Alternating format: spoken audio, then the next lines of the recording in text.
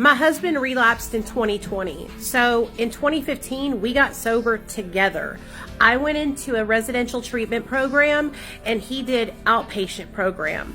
And so when I got out of treatment, he was sober and I was sober, and we hit the ground running, baby. We both were on MAT treatment, Suboxone, and so that really helped us both with our cravings and the want to use. Now, like I said in my previous video, we were both poly drug addicts. We were addicted to multiple substances. So Suboxone doesn't cure your addiction. Like, you really have to do a lot of hard work. So while I was doing hard work, I was going to therapy, I was going to meetings, I had a sponsor and a mentor.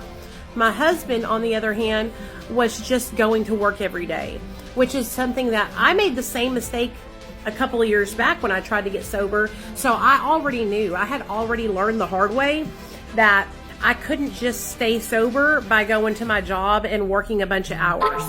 But my husband did not want to listen to mommy. He did not want to listen to what his girl had to tell him, right? I was telling him from my own personal experience, you can't just throw yourself into your job. It's not going to work. You have to get down to the inner workings, the causes and the conditions, the reason why you was getting high in the first place.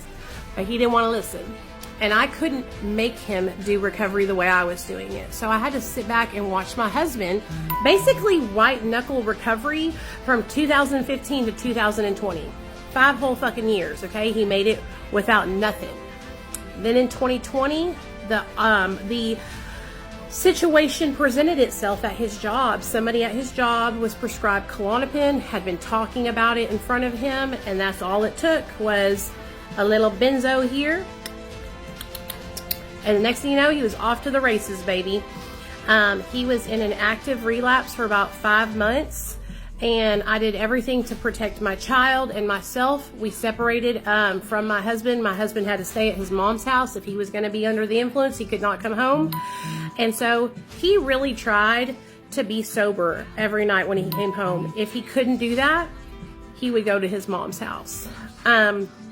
Then one day I had an epiphany. That I was hindering my husband's sobriety because I kept saving his ass. I kept jumping in and saving him from the consequences of his actions.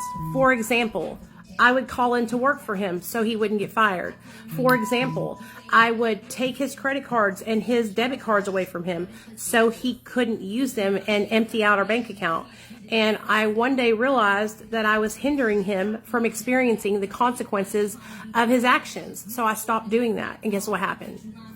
2 days later, he got fired from his job and got sober, baby.